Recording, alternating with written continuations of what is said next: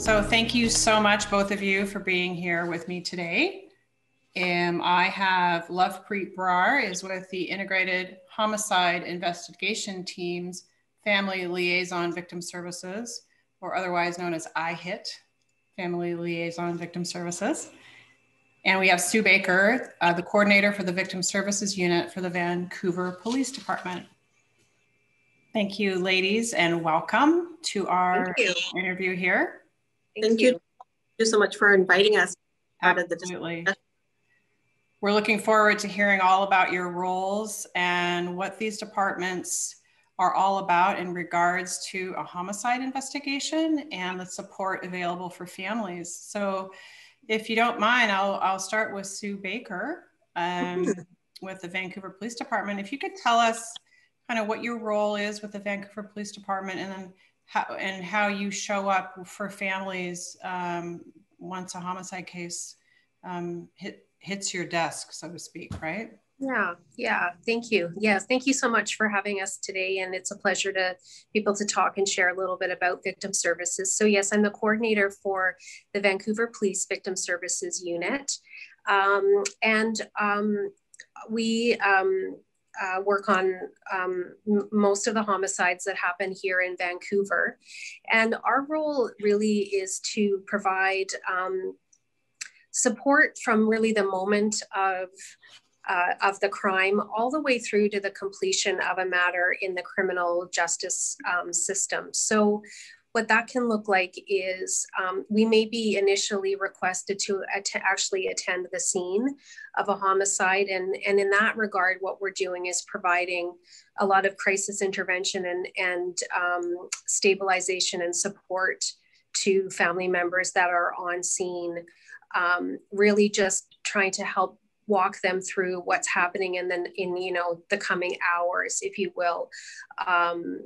And from there, we work quite closely with our homicide unit and the detectives there to really provide, again, support for families through the investigative process. So, helping them understand what the investigative process looks like, ensuring that they know how to be in contact and communicate with the detectives that are working on their file. We sort of help facilitate access to status updates on the investigation and what's happening in that regard. And really providing families with some initial resources and supports, whether that's emotional support, whether that's, really practical support around things like funeral arrangements and information about next steps and what that might look like for families. Part of what we do as well is make sure that families are aware of and connected to the supports that are available to them in the community. So under the Canadian Victims Bill of Rights, families have the right to access information, as I said, about the status of their case, but also have the right to access information about the type of support and information that is available to family members. That also looks like, helping families get connected to things like the Victim Safety Unit and the Crime Victim Assistance Program, which are all programs that are made available through the Ministry of Justice and are accessible for families also. So in those initial first weeks and months, we're really helping families get connected to resources, getting connected to supports in the community. We can be involved in meetings that detectives are going to have with family members, if it's to provide an update or if it's, to talk about any aspects where it might be a difficult conversation and families are needing some support through that conversation. So we all often will be a part of that as well. And of course, supporting families through the judicial process as well. So, recognizing that having gone through a very extreme trauma in losing somebody to homicide, families are now having to engage with a criminal justice system, which can be very foreign, very difficult to navigate. and really difficult to go through. And so part of what we do in victim services is also provide education to families about the judicial process and how it works, what their rights are for participation in that process, helping them liaise with Crown, attending Crown Council meetings, and ultimately attending court to provide support and accompaniment for families as they actually go through trials. So our role is very extensive. And as I like to say, it really begins at the moment of that crisis, that when, you know, families receive that horrible news that they've lost a loved one to homicide, and then all the way through to the conclusion of the matter in the judicial process. Yeah, boy, it's certainly exemplary what both you ladies do. Because yeah, the amount of shock and trauma, as you mentioned, when a family first hears about a homicide case can, you know, it's just overwhelming. So yeah, it's so great to have a position such as yours available. So I'm going to switch to Lovepreet here. Yeah. And you have a similar role with IHIT, the Integrated Homicide Investigation Team. So if you can tell us a little bit about IHIT, how it's structured as compared to maybe VPD and Sue's role. Yeah, we'd love to hear about that. Thanks, Jessica. In regards to the Homicide Investigation Team, I'm the only manager that works with the unit. And IHIT deals with files. Primarily, we deal with homicide files, but we also deal with high-risk missing person files. Foul play may be suspected, and suspicious deaths. In terms of IHIT, it's an integrated team. So we work in partnership with the 28 RCMP communities and for municipal communities as well. In terms of victim services, as I am the only victim services worker with IHIT, I work in partnership with the local detachments. So when we first have a file, the members will first reach out to the victim services detachment and engage victim services. At times, families will decline victim services, or they're just not ready to have someone reach out to them, but they do want to have a liaison within IHIT. So I will step in and support the family. And I also work closely with the detachments in terms of, you know, supporting the victim service worker, providing police file updates, connecting the victim services workers with the members. Sometimes we have media releases as well. So just working with the detachment and coordinating, you know, the families, victim services, and, you know, just providing that additional support. My role is similar to Sue's Vancouver Police Department Victim Services Unit, where we do the emotional support, practical support in terms of, you know, assisting the families and applying for crime assistance programs. I also assist the families in applying for the parents of victims of crime benefits as well. So that's a grant that families can apply for if they have lost children under the age of 25 to homicide, or they have been victims of crime and they have taken time off work. So that's an additional benefit that I usually, if the family qualifies, will assist them with. And just the same as local victim services detachments, I support them through the criminal justice system, attending Crown meetings, and, you know, preparing victim impact statements, and working closely with the IHIT members and attending family meetings. A huge part of my role is to provide emotional support. And as you can imagine, losing a loved one to homicide is a very complex grief, and the trauma that goes around it is so overwhelming for the families. So I always tell the families in terms of emotional support that I'm not only there for them, but I'm there with them.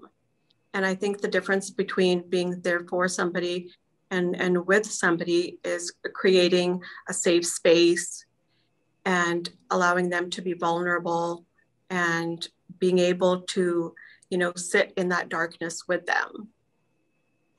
That's great. So that's a big part of my role. And yeah, well said. Well said. Tell me a little bit about your background that would prepare you for a role like this. And then I'll also ask Sue. I'd be interested in kind of a brief history on maybe what's required in a role like this, or what experience helps you with this role. Right. So I earned a Bachelor's of Arts degree in psychology from the University of British Columbia. Mm-hmm. After that, I started doing volunteer work because I have a great passion for volunteer work and supporting people. So I started volunteering with the Burnaby RCMP Youth Restorative Justice Program. Mm-hmm. And I was as a facilitator there working with youth. And then I transitioned over to Corrections Canada, and I did quite a bit of work working with men in the prisons there. So I facilitated a parenting circle for men who were going to be reintegrated back into the community and were going to be reunited with their family. In terms of my paid employment, I've always been in the helping profession. So I first started my role working in recovery and supporting women who were struggling with addictions. And I did that for a couple of years. And after that, I transitioned into community-based victim services, working for a nonprofit organization. Mm-hmm. And I supported women. I was a victim services worker there as well. And I supported women who were victims of domestic and sexual violence. And I did a lot of court work within that role. And I worked really closely with the Surrey RCMP Domestic Violence Unit, and I maintained high-risk files. And then I transitioned into police-based victim services, where I went and joined the Surrey RCMP Victim Services Unit. Mm-hmm. And I worked there for about a year and a half. And so how I got to IHIT came out with a position. They're doing a pilot project in partnership with the Ministry of Public Safety, Solicitor General, and E-Division Victim Services. And they're recruiting a victim services to do a pilot project within their unit. So as you can imagine, I have been thinking about this for so long, so I applied for that job. Mm-hmm. And so here I am. I just want to back up a little bit and describe, you mentioned RCMP and municipal police services is what's under IHIT. Can you, those are 4 other municipal police departments in addition to the RCMP that encompasses IHIT, right? That's correct. Mm-hmm. So Fort Moody Police, Abbotsford Department, West Vancouver Police Department, and the New Westminster Police Department are all in partnership with IHIT. Yeah. Okay. And yeah. So and to clarify for the audience, then Sue, you're with Vancouver and handle homicides as well as other cases as well. So that is kind of the difference, right? And with you, Lovepreet, you mentioned homicides, and then what was the second one? High risk. High risk missing persons where foul play is suspected, and suspicious deaths. Okay. All right. So yeah, with Sue, you've got quite a varied role with the cases that you deal with, but mostly mm-hmm. homicide. But let us know also about your background and what led you to this role.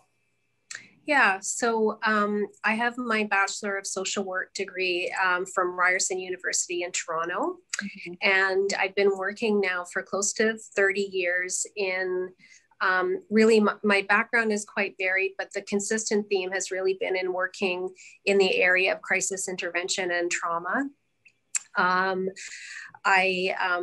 taken on top of my education quite a number of certifications and trainings in crisis intervention, critical incident stress management, trauma services work, and leadership. So when I came to the BPD about 7 or 8 years ago now, actually, and just with my background in crisis intervention, was successful in getting a position on their after hours crisis team. And I did that for a number of years, and then just had the opportunity to move into full-time work as a caseworker initially with the VPD. And then a couple of years ago, became the coordinator of the program. So, and then on top of that, I've had the privilege of being a part of BC Bereavement Helpline on the board, and also as a trained facilitator for homicide bereavement support groups, which has just been really such a privilege to be a part of. So yeah, that's a bit of my background and how I ended up here. And I'm just so grateful to be doing this work. It's very rewarding. It's difficult work, but extremely rewarding. Right, right. And, you bring up the comment of difficult. It's unspeakable, the level of difficulty and challenge for families. Yeah. And as you mentioned, our homicide grief support groups, we have a lot of people who are receiving victim services support, luckily, thanks to individuals such as the both of you. And one of the things we hear about is just the trial process and how excruciating that is. What's going on there? How are you supporting them through that process and the length of time that it may take for a case to get to court? Can you just kind of talk about that experience and how you support the families? Yeah, I mean, that process really starts at the moment that Crown issues charge approval. So somebody's been arrested and Crown has approved charges. And that's really the beginning of when families start to engage with the justice system. But it is a very lengthy process indeed. And under certain legislation in the province, the Crown Counsel Service has up to 30 months to really fully move a file through the justice process. So, I mean, that's 2.5 years, so on top of the grief and the trauma that families are dealing with, and they've just been engaged with a police system and have gone through the investigative process. I think for many families, there's a feeling of charge approval comes, and that's such a relief. But then there's that realization, unfortunately, that now we begin a whole new process that is just as lengthy sometimes as the investigative process. So really, from the moment of charge approval, that often brings many, many questions for families about what does this mean? What does this look like now? Who is Crown Counsel? What do they do? Will I be involved in this process at all? So we really start at that point of starting to provide some general information about what does the criminal justice process look like? What are the next steps? What is a general progression of these kinds of files? Now, I say that recognizing that no two files are the same. But so we provide a lot of that sort of structure information about this is the system now you're moving into, and these are the players, and this is how it starts to work. And then really, as Lovepreet mentioned earlier, we will support families through Crown Counsel meetings that they're having. So, sometimes family members are even going to be called as witnesses. And so there's a lot of support and planning that goes into what does it mean to be a witness and what does that look like, and lots of work that happens with Crown Counsel around that. So we often are a part of that process and work with Crown very closely to support and prepare family members for the experience of trial, but also potentially the experience of having to testify. And then we also will accompany family members as well to court, and again, just providing, emotional support through the trial process. Very, very difficult. Many families have said going through trial, it takes them right back to the day that the homicide took place. And so there's a lot of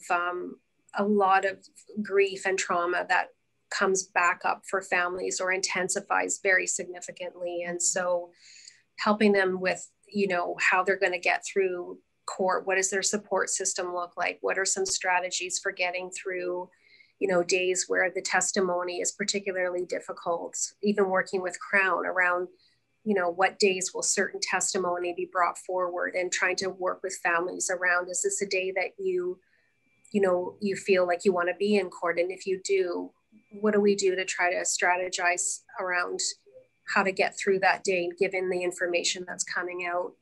Right. You know, also just because of the need for so much evidentiary information to be held back from family, the trial is often where families find out for the first time what actually happened, the details of the homicide. Mm-hmm. And so it is like going back to the day that it first happened, but in many ways it's worse, because now some of the question marks and the blanks are being filled in to the story, and it's very painful for families to have to encounter that for the first time.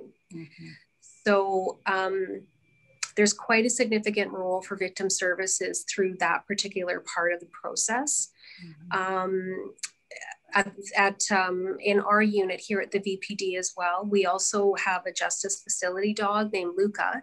Mm-hmm. And many police victim service units and community victim service units now have justice facility dogs. So we've had Luca for 5 years now, and he works alongside our caseworkers and myself. I'm his primary handler, to provide another measure, if you will, of support for families going through the process. So sometimes Luca will accompany family members to court, and that might mean sitting in the gallery and just providing that source of comfort, of grounding, of providing additional strategies for calming anxiety and calming intense emotions that might be coming up for families. And he also is considered a testimonial aid. So where there are family members or witnesses on these types of files that have to testify, applications can be made to the court for Luca to actually be on the stand during testimony to provide that extra measure of support as well. So there's many ways that we engage and provide support and assistance through this particular part of the journey for folks. Yeah, so valuable. Yeah. Lovepreet, I know it was mentioned earlier about the victim impact statement and mm-hmm. how you can assist with that. And I know with Sue, this great description of the court process and what can happen and how difficult that may be. As I understand, the victim impact statement is the time where the family's voice can really be heard. Can you share a little bit about that experience and how you may help somebody through that? Yeah, that's right, Jessica. Often families say that doing the victim impact statement is the hardest part of the court process, because this is the part where their voice is going to be heard, but it's really hard to put those emotions down on paper. So I think that's where, you know, we sit down and the family, usually I ask them, just, you know, talk. What would you like to say? And sometimes I'll just type it out for them as they're talking, because a lot of times it's just hard to put it down on paper. And just creating, like I mentioned earlier, creating that safe space and allowing them to be vulnerable, and you know, acknowledging that that is an emotional process. And like Sue mentioned earlier, a lot of families do say that it takes them back to the day the homicide happened, and it's very triggering. So just ensuring that, you know, you're offering support, and, you know, also you've connected them with counseling and psychologists, or, you know, determining whatever their needs are, and just ensuring that, you know, their voice is heard and they're getting proper supports while they're completing the victim impact statement. Mm-hmm. Right. Yeah. And in regards to that supports, I just kind of want to revisit that. Of course, this is an instance that nobody is prepared for. So both of you are armed with quite a lot of information. And Sue, as you put it, you know, people have rights under federal legislation. You mentioned the Canadian Victim Bill of Rights and the Victims of Crime Services of BC. And so can we just review that, and maybe, you know, between the two of you, just some of the items that are available for families of homicide? Yeah, so Lovepreet has already mentioned some of the programs that people can apply to for financial assistance and benefits. So the Crime Victim Assistance Program is probably one of the biggest programs available in BC. And so that is one resource that it doesn't provide financial compensation, but what it does provide is if people are found to be eligible, it can provide reimbursement for costs and things that people may have incurred as a result of the loss that they've sustained. And one of probably the most significant benefits that they offer is financial coverage for counseling. And so we often, you know, when the families are ready, it's very important to be not overloading families at the very beginning. So we have to sort of assess with each family when they're ready to take each step, but we try to activate and get the applications in for CVAP quickly so that the counseling piece is available as soon as families are needing that and ready for that. The Victim Safety Unit is a service that's available to people where they can receive notification if they wish on any updates to the case that's happening in the court system. And so that's something that we can assist people and register folks with as well. Lovepreet has talked as well about the victim impact statement and that opportunity to have a voice and to be heard in court. One of the other significant things that we will do is also source out referrals for counseling for families as well. So sometimes it's difficult to know where to start and where to go to find a counselor who is, you know, who has the proper training and experience to support people through really the complexities of homicide grief. So we'll often help families resource and try to get them connected with an appropriate resource in that way. So those are some of the primary needs that we often see identified by families and the ways that we try to meet those needs. Yeah, that's fantastic. And just to repeat, Lovepreet, you also mentioned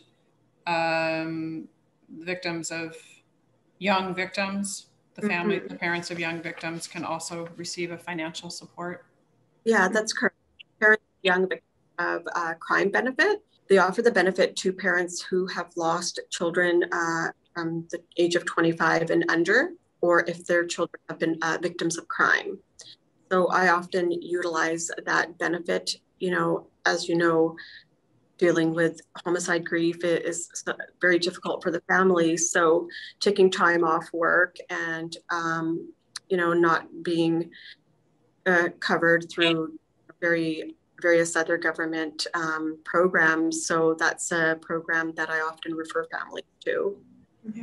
Yeah. Just to add, one of the other resources at the federal level is after sentencing, if the offender goes into the federal corrections system, one of the referrals and information we can also provide is connecting families with the Victim Services Program with Corrections Canada.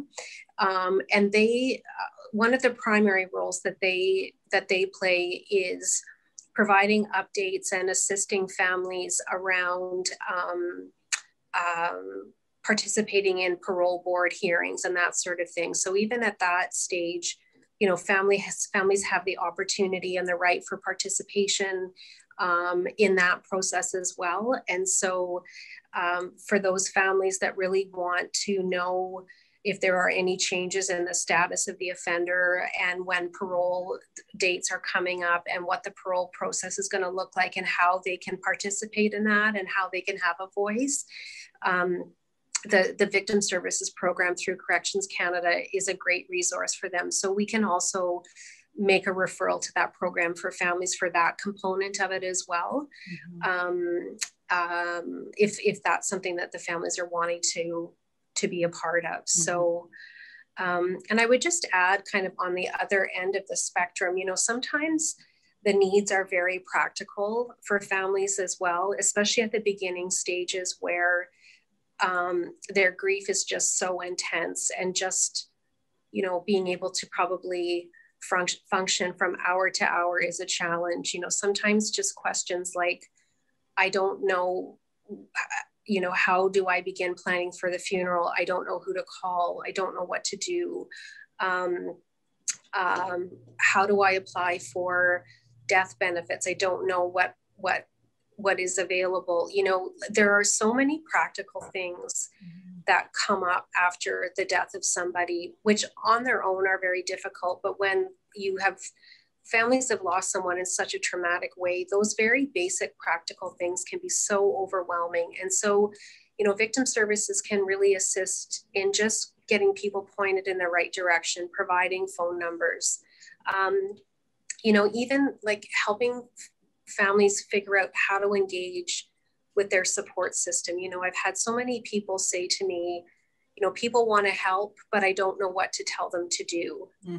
Or people care, but I'm noticing that, you know, my friends or my circle are sort of starting to pull away, you know, because sometimes those around the family are so overwhelmed by the tragedy themselves that they don't know how to support, they don't know how to engage, they don't know how to interact, and the families don't know, you know, how to engage with their support system. So sometimes it's even just navigating things like that. Like, here are some ways that maybe your support system can assist you, or, you know, like, so just a lot of those sorts of things are things that come up for people, and they need some support in trying to navigate it and figure it out. So those are all different things that you know, Victim Services workers can assist families with.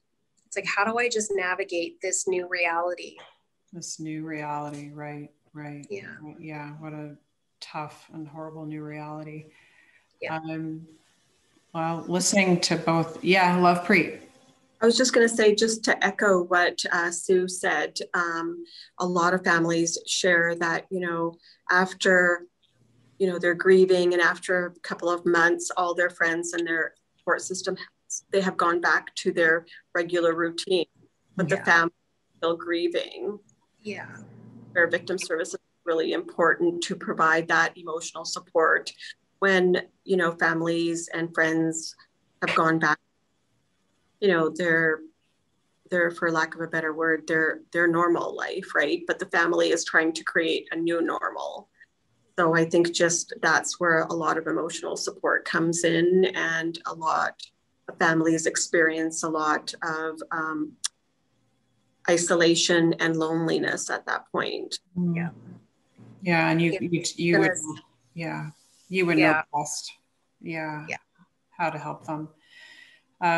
Listening to everything that your role provides for a family of homicide is amazing. So thank you so much for all that you do, and all of the Victim Services workers throughout BC that share in this remarkable service, available at probably one of the worst times of anybody's life. So yeah, my hat's off to both of you and all of your colleagues.